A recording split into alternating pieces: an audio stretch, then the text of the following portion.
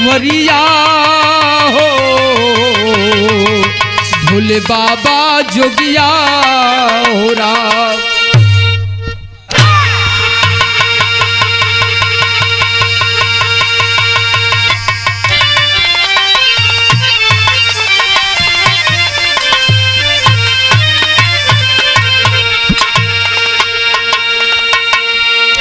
अच्छा बाबूजी, मैं भोजपुरी लोकगीत बिरहा गायक कलाकार आशीष सोनकर अपने पूरा साथियन के आवाज में आप सभी श्रोता भाइयन के नमस्कार बा, प्रणाम बा। और एगो भोजपुरी कलाकार होकला के नाते सब भैया बाबू लोगन के पहलगी है।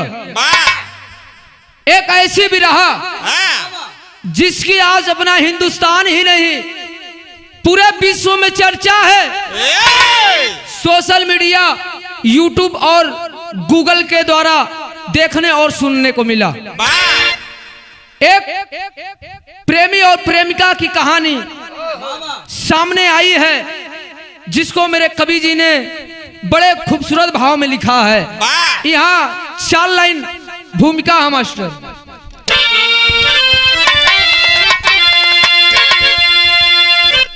प्यार में दोष संकोच नहीं सूझता,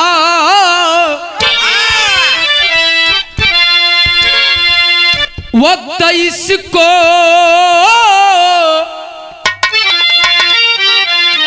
बनाया बड़े ढंग से, जान कर जिसको मीरा जहर पी गई, सारे जग को नचाता रहा रंग से। प्यार का है मिलन जब कि श्रद्धा से हो, दिल से चाहत की खूबसूरत धारा निकलती, आजमाती मोहब्बत सदा से रही, चंद्रिका चैन से ना किनारा मिलता।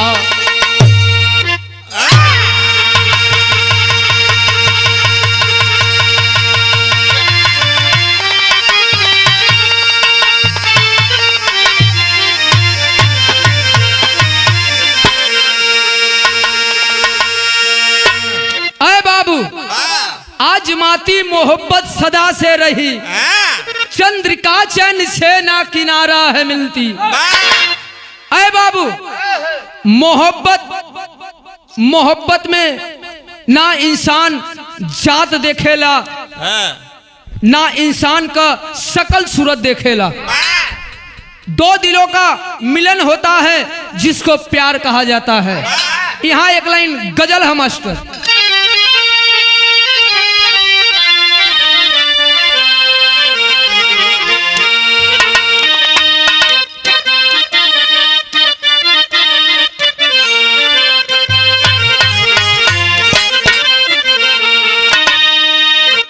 आशिक अपने मासूका से कहता है कि मैं प्यार करने को कर लेता, लेकिन मेरी मजबूरी क्या है।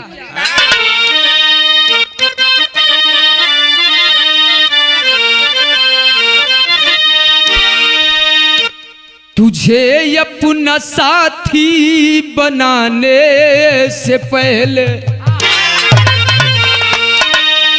तुझे अपना साथी बनाने से पहले मेरी जान मुझको बहुत सोचना है।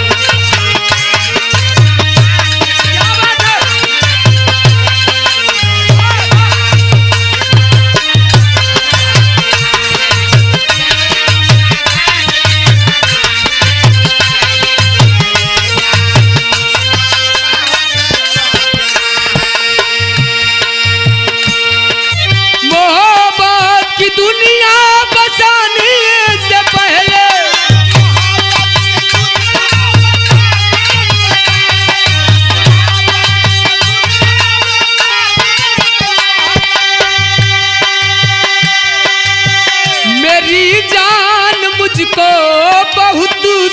सोचना है।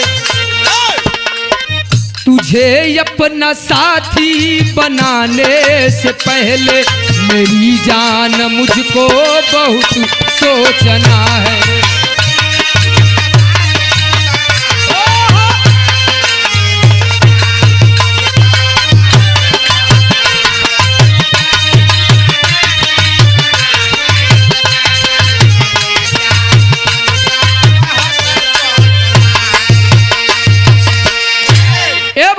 गजल रहल, लेकिन हमरे चंद्रिका कवि जी कितना ऊंची लाइन लिखले हुवन। का लिखले हुवन?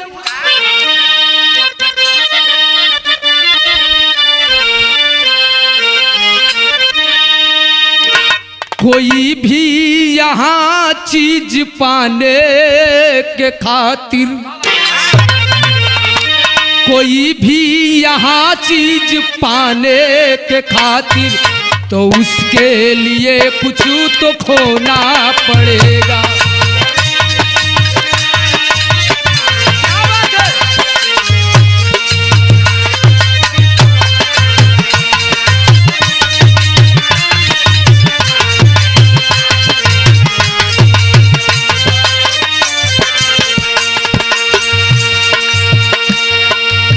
मोहब्बत में अपना बनाने से पहले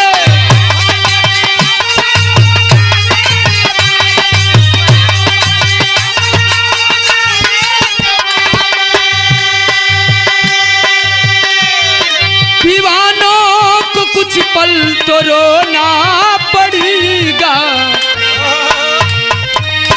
कोई भी यहाँ चीज पाने के खातिर तो उसके लिए कुछ तो खोना पड़ेगा।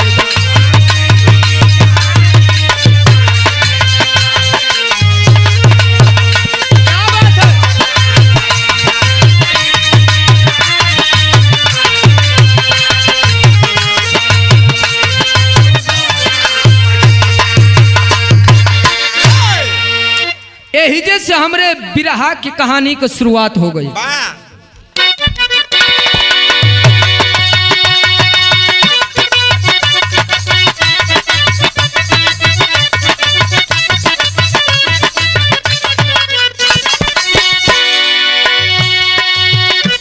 रोकने से न रुका हादसा यो प्यार कभी, रोकने से न रुका हादसा यो प्यार कभी, सच्ची मोहब्बत वाला मानता ना हार कभी।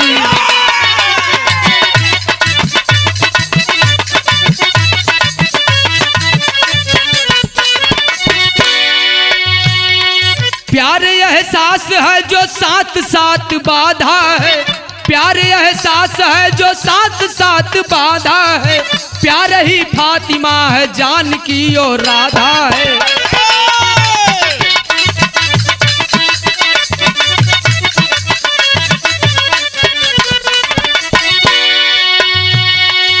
आशिक सचिन जो नोएडा दिल्ली का निवासी है, आशिक सचिन जो नोएडा दिल्ली का निवासी है, मासूका सीमा हैदर जिसकी सिंधवासी है।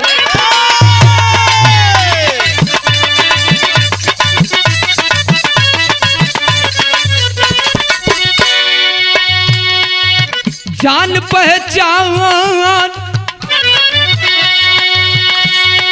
जान पहचान पबजी गेम से आरंभ हुआ, जान पहचान पबजी गेम से आरंभ हुआ, दोनों के बीच गहरा प्यार का संबंध हुआ।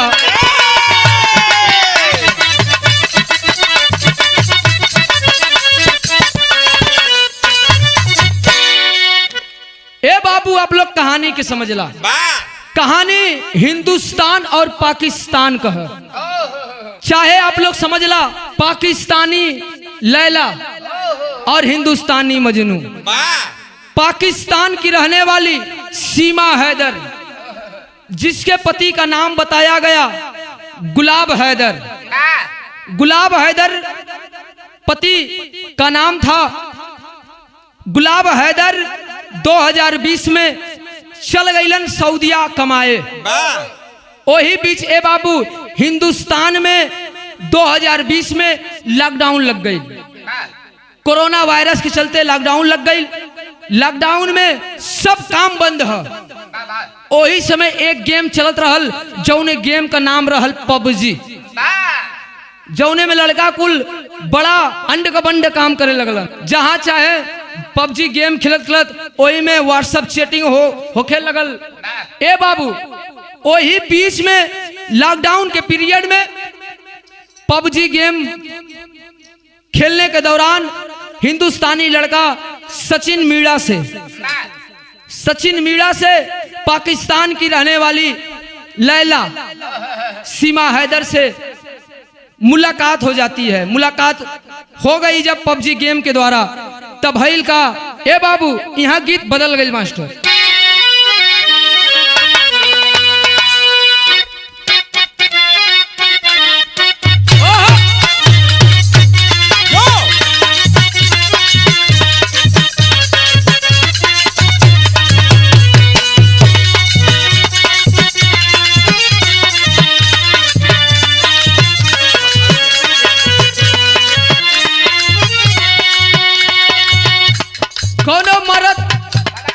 बंबई से कमा के घर पे आइल है। दुल्हनिया एक दिन नाराज होके घरे के भीतर बैठल है। जब मर्द बाहर से कमा के आइल है, दुआरी के जब वहीं पहुंचलस, अपने मेहरुआ के देखलस कि मेहरुआ गुस्सिया के बैठल बा। उहे दुल्हवा हाल चल अपने दुल्हनिया का पूछत रहल। का पूछत रहल? का करता रूधनी,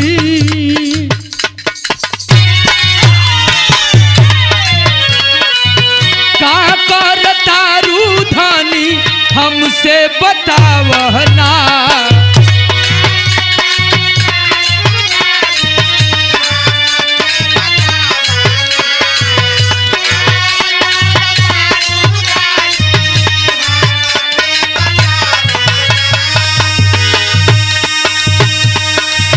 रूपवा से पर्दा धानी अपने हटावना।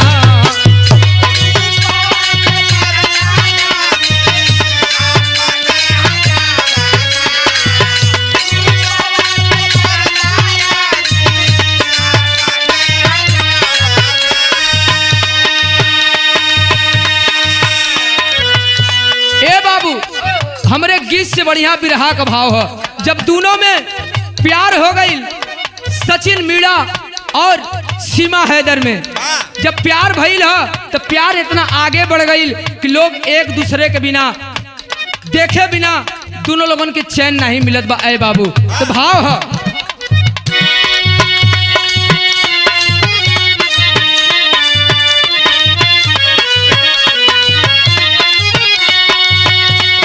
साझवा का खाना खाटी ये पे रहेला।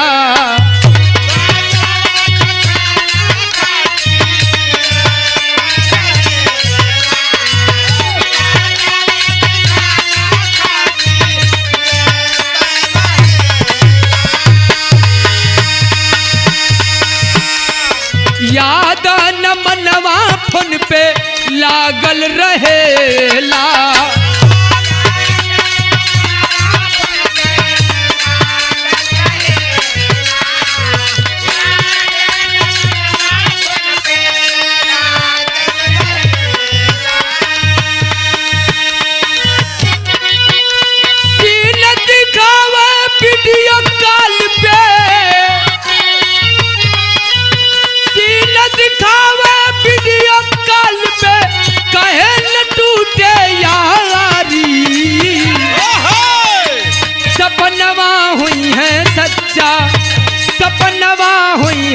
सच्चा प्यार से मिल पे कसम तुम्हारी सपनवा।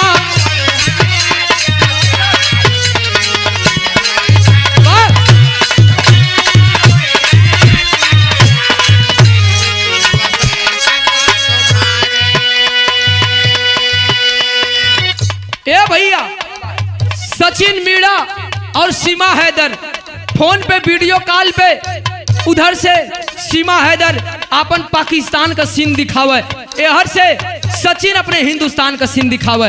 दोनों लोग सीन दिखावत हवन वीडियो कॉल पर, तब तक दोनों लोग कसम खात हवन। का कहत हवन?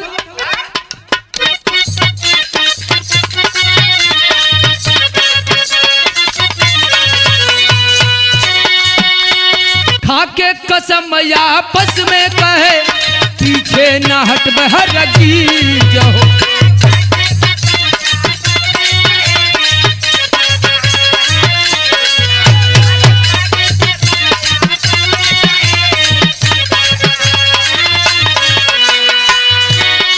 जिनकी तुझको माना है, जिनकी तुझको माना है, मौत तो फिर क्या चीज है।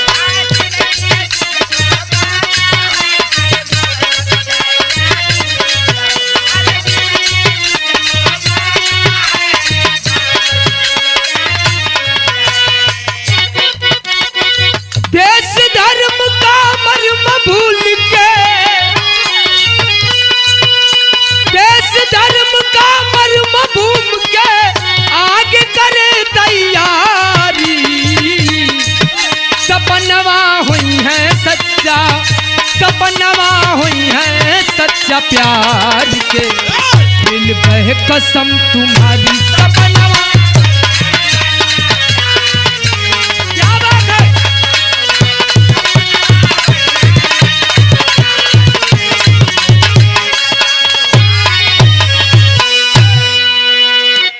ए बाबू, यह कसम खैलन लोग दोनों लोग कि सचिन बोला कि ऐ सीमा, मैं तेरे बिना जिंदा नहीं रह सकता। उधर से सीमा बताई कि ऐ सचिन, मैं भी तुम्हारे बिना जिंदा नहीं रह सकती हूँ। हम लोग जिएंगे तो साथ में, मरेंगे भी साथ में, बस कुछ दिन की बात है। तो यहाँ भैल का गीत बदल गई।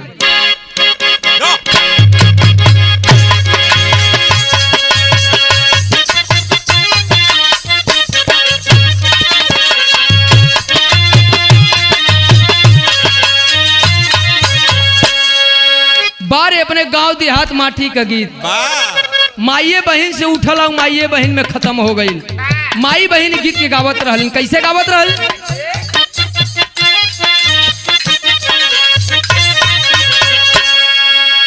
राजा जन मारे रुमलिए में हंसी के,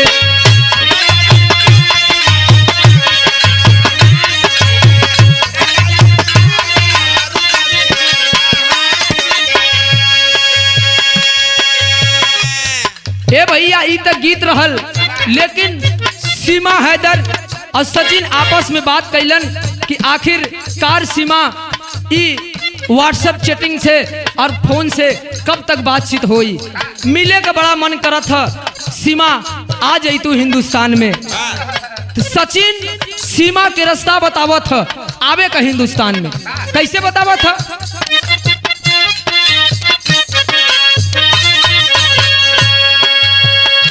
कैसे कजइबे सफर बड़ी दूर के,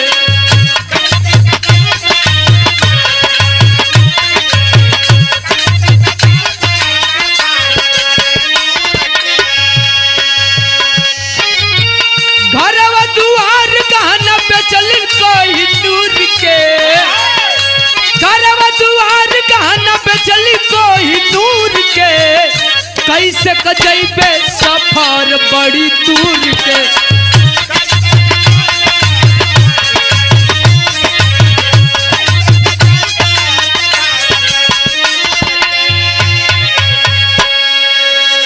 सीमा हैदर जाती है पाकिस्तान। पाकिस्तान में थी, पाकिस्तानी सेना के पास जब गई, शासन प्रशासन से वीजा पास करवाई। कहाँ का? दुबई का। तो कहना है,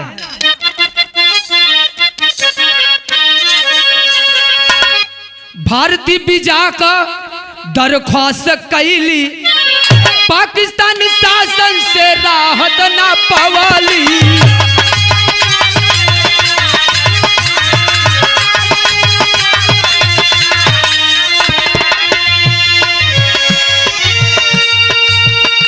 नेपाल का बनवली देख घूस के, नेपाल का बनवली देख घूस के, कैसे कजैबे सफर बड़ी दूर के।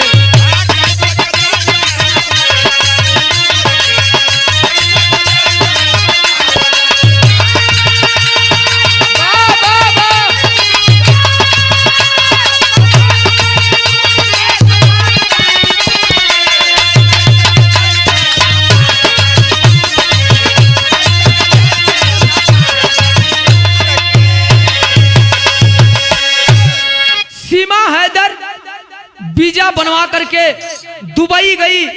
दुबई जाने के बाद वहां से फिर आई नेपाल में। जब नेपाल में आई तो इधर से अपने हिंदुस्तान से सचिन मीणा सीमा हैदर से मिलने के लिए नेपाल में गया। जब नेपाल में गया तो यहाँ गीत बदल गई।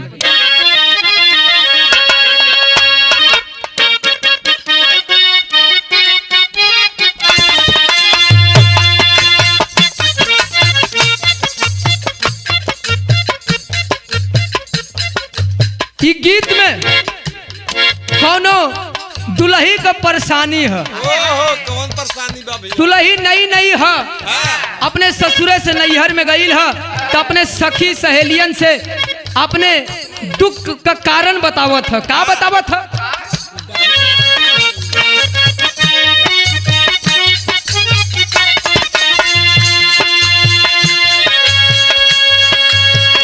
बढ़िया दयावे पिया के प्यार कइल।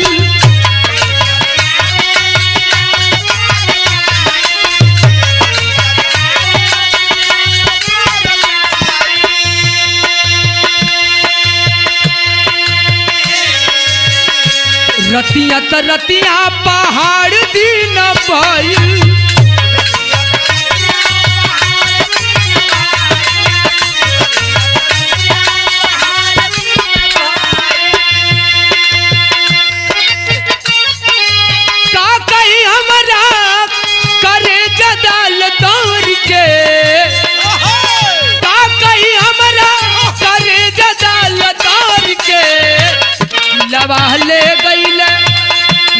ले गईल राजा बोतल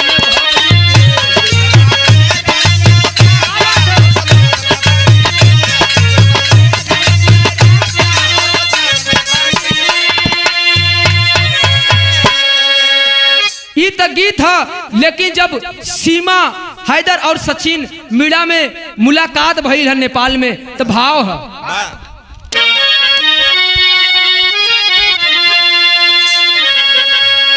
काठमांडू में जब दोनों का भेंट भइले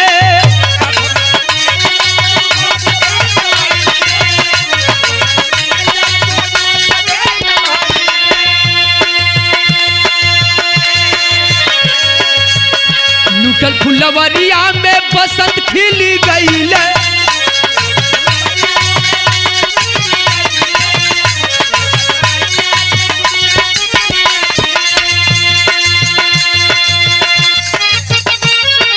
खुशी गाले मिलके खुशी खुशी गाले मिलके झूल गईले प्यार में।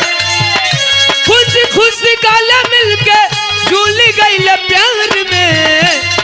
दिलवा धड़क गईले दिलवा धड़क गई रे दिलबर के सत्कार में।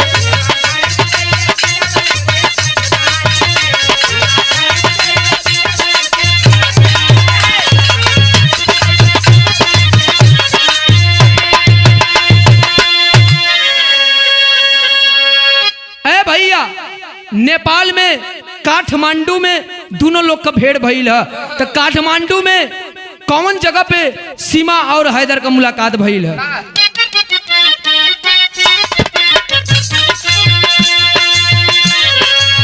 न्यू विनायक होटल के भीतरिया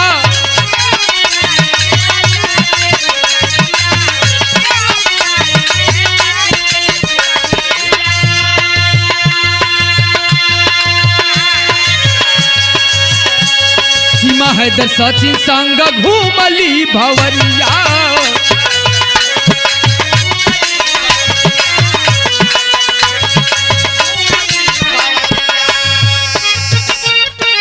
कुछ दिन रह के वापस गईली पाकिस्तान।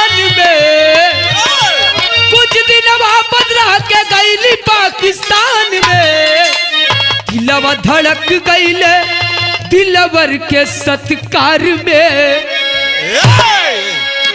ए बाबू, बताया जाता है सोशल मीडिया के द्वारा कि न्यू विनायक होटल के अंदर एक हफ्ता तक सीमा हैदर और सचिन मीणा रुके। उसी होटल के भीतर पारंपरिक रीति रिवाज से होटल के भीतर शादी किए। शादी करने के बाद सीमा हैदर फिर पाकिस्तान लौट गई। पाकिस्तान जब लौट गई तो उसके बाद सचिन से बात होने लगा कि अब क्या करें। तो सीमा एक महीने के बाद वापस फिर चली है दुबई। तो कहना है गीत बदल गई।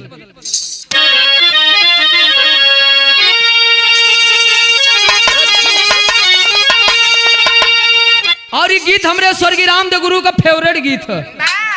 कैसे गावत रहल मास्टर?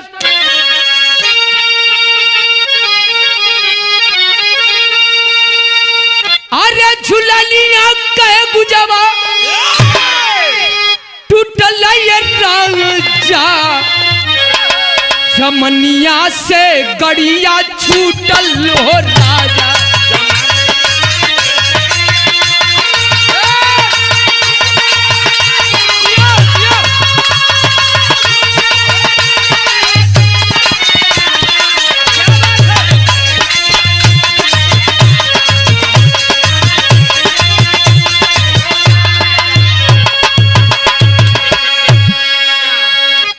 लेकिन बिरहा में भाव है। अरे यासिक सचिन का, अरे यासिक सचिन का पकड़ के सहारा, पनवा के बिजवा चलली दुबई दोबारा।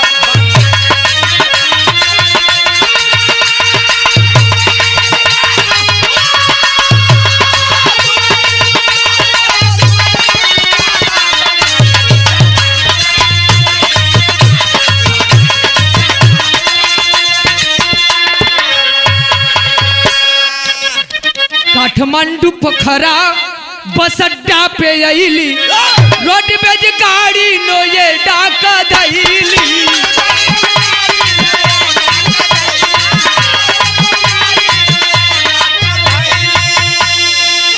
अरे अच्छा बुरा के, अरे अच्छा बुरा के नमन में बिचारा, बनवा के बिजावा चलली दुबई दोबारा।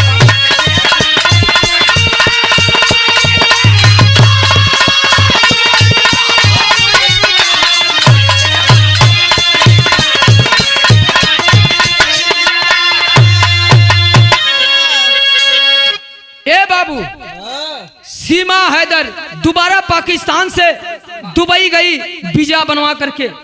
दुबई जाने के बाद फिर वापस नेपाल काठमांडू में आई। नेपाल काठमांडू में आने के बाद सचिन के सहारे, सचिन के संपर्क के सहारे सीमा हैदर नेपाल से अपने हिंदुस्तान का बॉर्डर क्रॉस करके हिंदुस्तान में आ गई। जब हिंदुस्तान में आ गई, सचिन मीणा के घर पे जब गई तो एक हफ्ता बीतल है। सचिन मीणा सोचलन कि सीमा हैदर से चल के हम कोर्ट में शादी कर ले। ए बाबू, जब कोर्ट में गईलन हा, वकील साहब के जब सारा बात बतौलन कि सीमा पाकिस्तान का रहे वाला है और हम इनसे प्यार करीला, हम इनसे शादी करे के चाहिला। ए भैया, वकील साहब जब पूरा बात के सुनलन तो प्रशासन को फोन लगा दिए कि ऐसी ऐसी बात है, एक महिला पाकिस्तान से आई है, आप लोग जल्द से जल्द कोर्ट में पहुंचने का कष्ट करें। ए बाबू, प्रशासन के लोग कोर्ट में पहुंच गए तो भैल का यहाँ गीत बदल गई।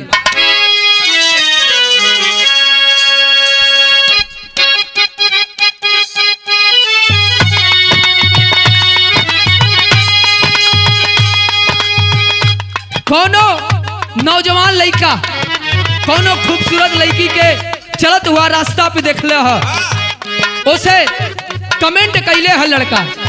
का कैले है? होठवा के ललिया धनवा के बलिया आखिया के काजरवा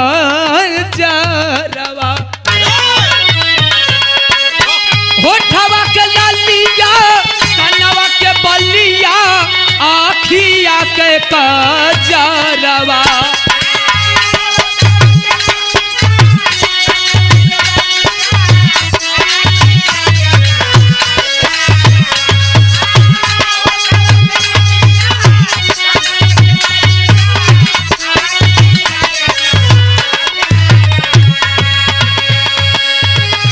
होठवा के लालिया कनवा के बलिया आखिया के काजरवा जान मारे ललकी ओढ़निया ये रनिया मजा लेता काला रे बादरवा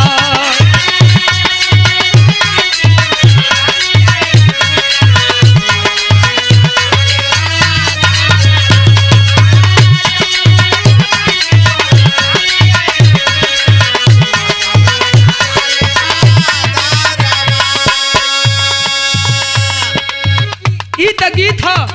लेकिन वकील साहब प्रशासन के जब फोन लगौलन तो प्रशासन के लोग कोर्ट में पहुंच गए तो भइल का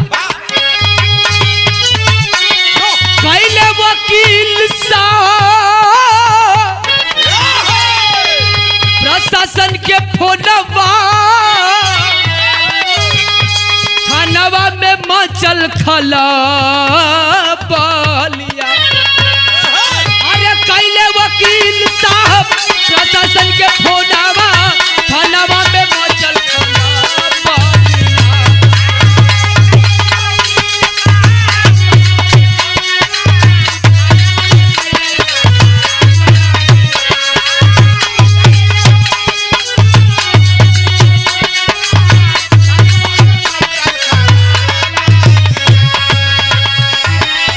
कैले वकील साहब प्रशासन के फोनवा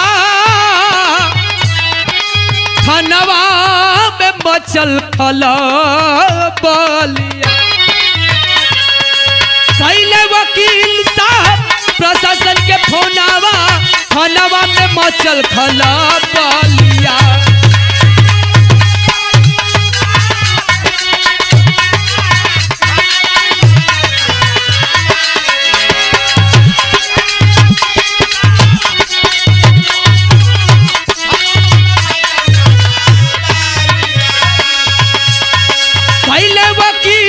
प्रशासन के फोनवा थानवा में मचल खलबलिया घेर लिहल सजना का घरवा सिपहिया मीडिया पूछले सवालिया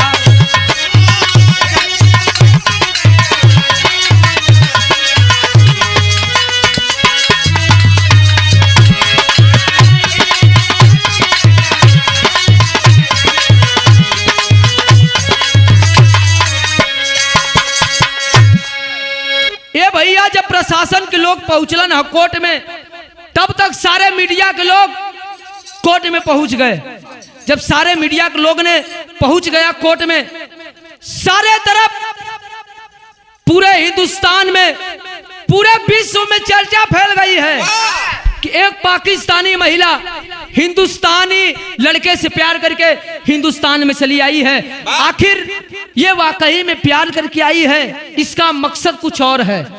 ए भैया यह जब सोशल मीडिया पे खबर वायरल भइल बा, गुलाब हैदर के पास जब ये खबर गई है कि आपकी पत्नी हिंदुस्तानी लड़का से प्यार करके पाकिस्तान से चली गई हिंदुस्तान, गुलाब हैदर का क्या हाल है?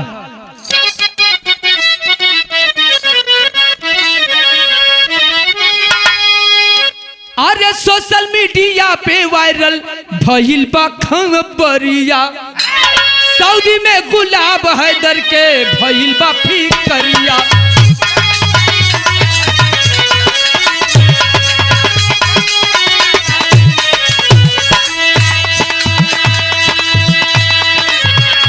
ले गए थानावा पुलिस के जवानावा, काट के चालान भेजे जेलिया।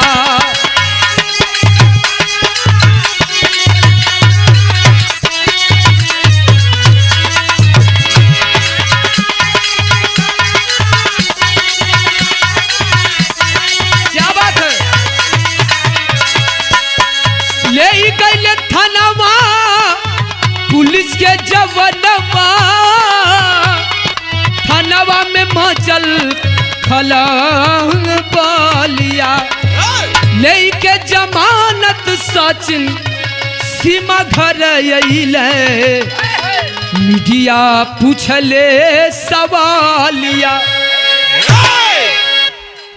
ए बाबू वहां से कोर्ट से प्रशासन के लोग सीमा हैदर और सचिन मीणा को गिरफ्तार करके जेल भेज दिए। जेल भेज दिए कि एक कानूनन अपराध है कि पाकिस्तान से तुम बिना वीजा पासपोर्ट के हिंदुस्तान में कैसे चली आई, कैसे चली आई तुम। ए बाबू जब जेल चली गई तो सारे पाकिस्तान में चर्चा फैल गई कि आपकी पाकिस्तान की लड़की सीमा हैदर हिंदुस्तानी लड़के से प्यार करके हिंदुस्तान में चली गई है। उसको पुलिस प्रशासन के लोग पकड़ के जेल में बंद कर दिए हैं। ये हर भैल का टेरी लगल।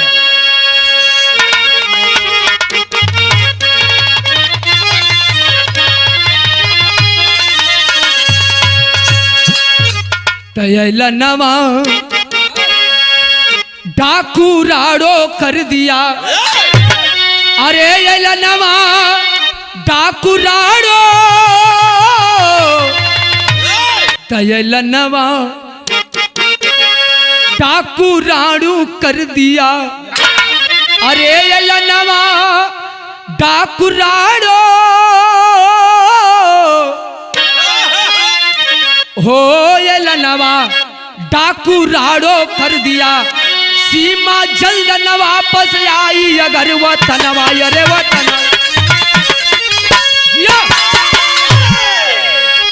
नवा डाको राड़ो कर दिया। सीमा जल्द न वापस आई अगर वतनवा। ए बाबू पाकिस्तान का रहने वाला एक डाकू जिसका नाम बताया गया राड़ो, राड़ो ऐलान कर दिया कि अगर 4 दिन के भीतर अगर सीमा हैदर को बाइज्जत अगर पाकिस्तान नहीं छोड़ा गया, हिंदुस्तान के लोग अगर नहीं छोड़ेंगे तो हिंदुस्तान में खून की नदियां बहेगी। राड़ो डाकू ने ऐलान किया था। तो यहाँ जनता के हिंदुस्तान के जनता के लोगों में क्या जोश है। गीत बदल गए।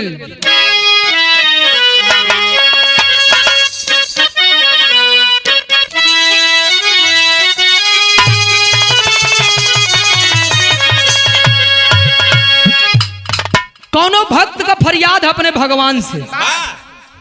भक्त फरियाद कर रहा है।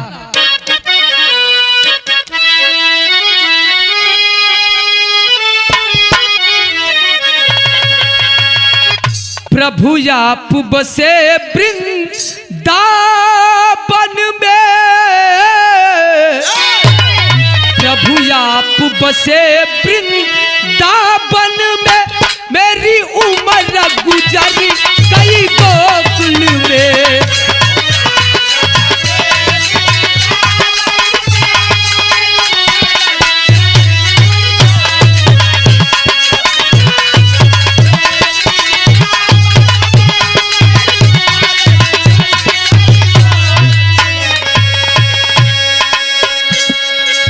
ये तो गीत रहल, लेकिन अपने हिंदुस्तान के लोगों का कहना है, प्रशासन के लोगों से सवाल है, अपने हिंदुस्तान के लोगों का सवाल है कि आखिरकार एक पाकिस्तानी महिला बिना वीजा बिना पासपोर्ट के हिंदुस्तान में कैसे चली आई।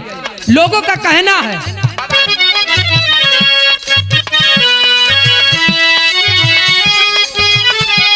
जनक्रोश में जनता भड़क उठी,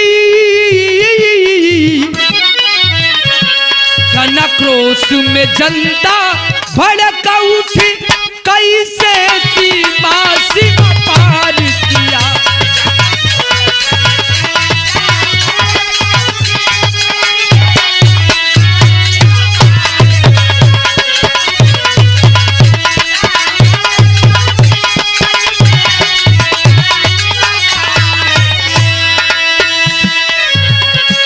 ये भैया यही में केहू शासन प्रशासन के गलती निकालत बा, तो केहू सीमा हैदर के जासूस कही के बुलावत बा। तो कहना है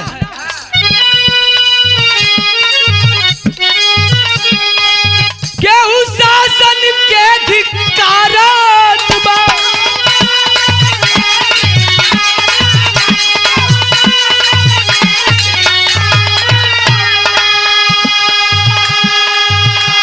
केहू जासूस कही ललकारत बा।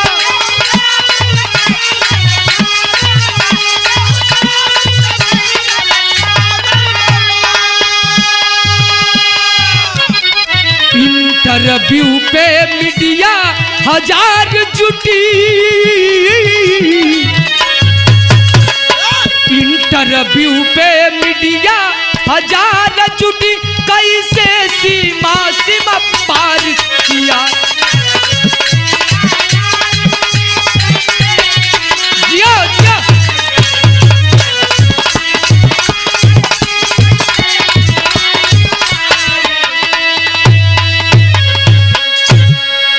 ए भैया, ये तो लोगों का, हिंदुस्तान के लोगों का कहना था सीमा और हैदर के प्रेम कहानी में। लेकिन यहाँ गुरुजी आल्हा का भाव है।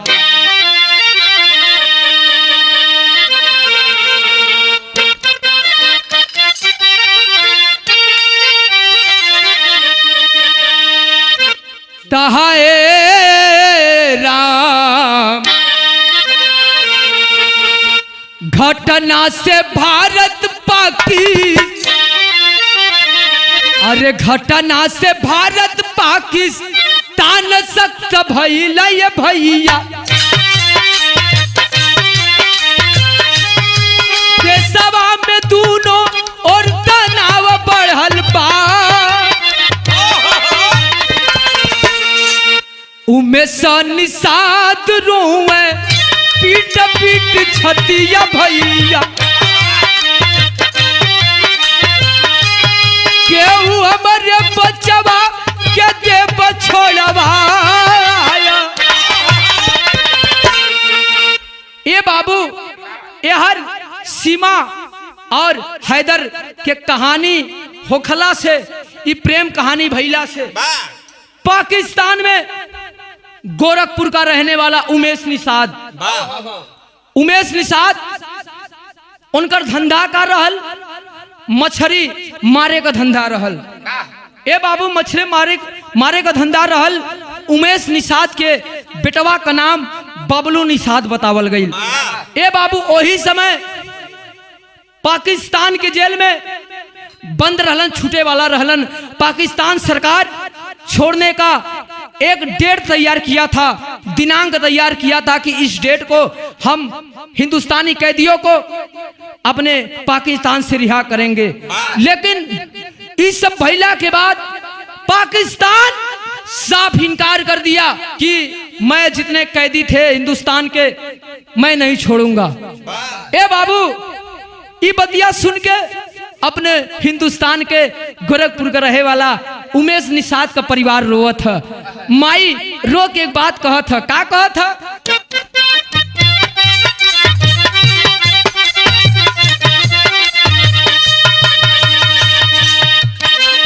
सांसद विधायक से कैला रजिया बाबू, कैला विनतिया योगी जी से सरकार। एहर प्रशासन यापन कार्य करवैया भैया। अब ही तक सुराग कौनो मिलल नहीं भाई। उधर बबलू निषाद की माँ अपने बेटे की गुहार लगाती है सांसद विधायक से और योगी जी से गुहार लगाती है। ऐ सीएम साहब, अगर ऐसा ही अपने हिंदुस्तान का हाल रही, अगर पाकिस्तान से कोई महिला अपने हिंदुस्तान में बिना वीजा पासवर्ड के अगर चली आएगी तो अपने हिंदुस्तान में न जाने कितने पाकिस्तान की बहन बेटियां चली आएंगी। इस पर रोक लगना चाहिए। आज इन दोनों की वजह से मेरा बेटा जेल से अगले 2 दिन बाद छूटने वाला था, लेकिन पाकिस्तान सरकार छोड़ने पर रोक लगा दिया। ए बाबू, वो हर बबलू निषाद की माँ यह तो प्रशासन के लोगों से रो रो के गुहार लगाई रही है कि अब मेरे बेटे का क्या होगा। पाकिस्तान का कोई भरोसा नहीं है कि नीच कमीना कब क्या कर सकता है, ये कोई भरोसा कोई नहीं जानता है कब क्या कर सकता है। मुझे अपने बेटे का डर है कि कहीं पाकिस्तान वाले मेरे बेटे का मर्डर न कर दे, हत्या न कर दे। ना जाने मेरे बेटे के तरह कितने पाकिस्तान के जेल में अभी तक कैदी बनकर है। ए बाबू, ये था सीमा हैदर का बात रहल, लेकिन यही बीच में अभी एक और कहानी चर्चा में है, सुर्खिया में है। ये कहानी सुर्खिया बटोर रही है सोशल मीडिया पर। अंजू और नसरुल्लाह की कहानी सोशल मीडिया पे सुर्खियों पर है। अपने हिंदुस्तान की लड़की अंजू पाकिस्तानी लड़का नसरुल्लाह से प्यार करके पाकिस्तान चली गई। ए बाबू, अगर ऐसा ही प्यार अपन हिंदुस्तान में पूरा दुनिया पे होत रही तो दुनिया का क्या हुई। ए बाबू, हिंदुस्तान ही नहीं, आज पूरे विश्व में ये प्यार का बीमारी फैलल है, और ये ऐसा बीमारी है कि कबो खत्म ना हो, अगर कोनो डॉक्टर इलाज ना बताई हन। प्रेमी का हाल प्रेमी का दवा प्रेमिका करी हन, प्रेमिका का दवाई खाली प्रेमी करी। ए बाबू, ए हर खड़ी का लाइन है।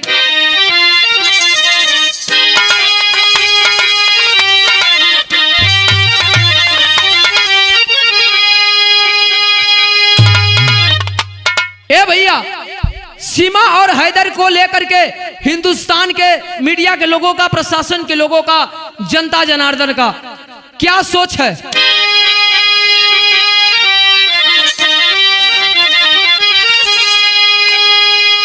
सबके बात का एक शंका बाट यही करी, लेकिन सीमा नहीं देश का जासूस निसारी।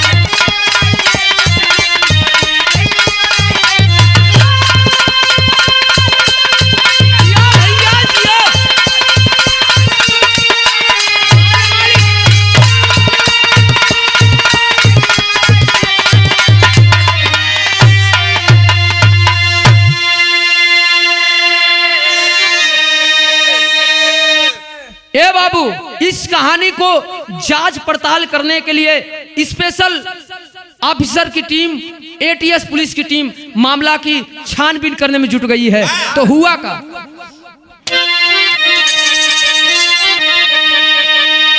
तो करे एटीएस पुलिस मामला का छानबीन हो, और यूपी सरकार पर बस सबके यकीन हो।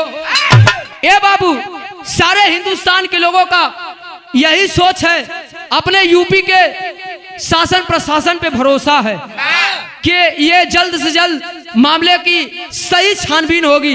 जो लोगों का सोच है कि सीमा हैदर जासूस है, सबके दिल से, सबके मन से ये जो शंका है दूर हो जाएगा जब एटीएस पुलिस मामला की छानबीन करेगी।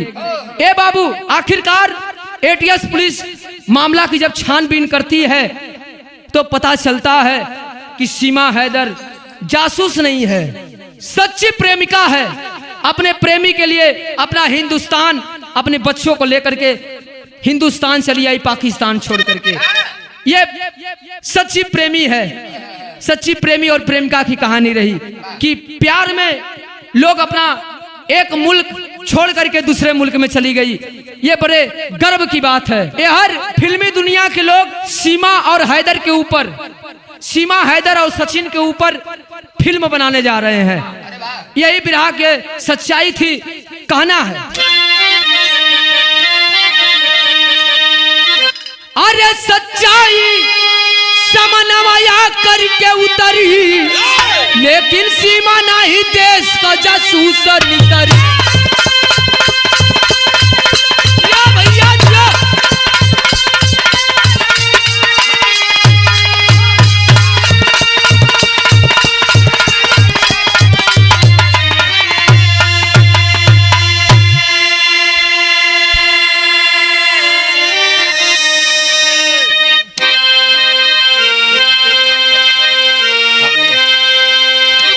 गुरु बिहारी गुरु गणेश गुरु रामलाल मुरबाका स्वर्ग गए चंद्रिका कवि बचन का विजय पताका ऐला नवा टाकुराड़ो कर दिया दयासी चंद्रिका का मिर्जापुर में कनावा ऐला नवा डाड़ो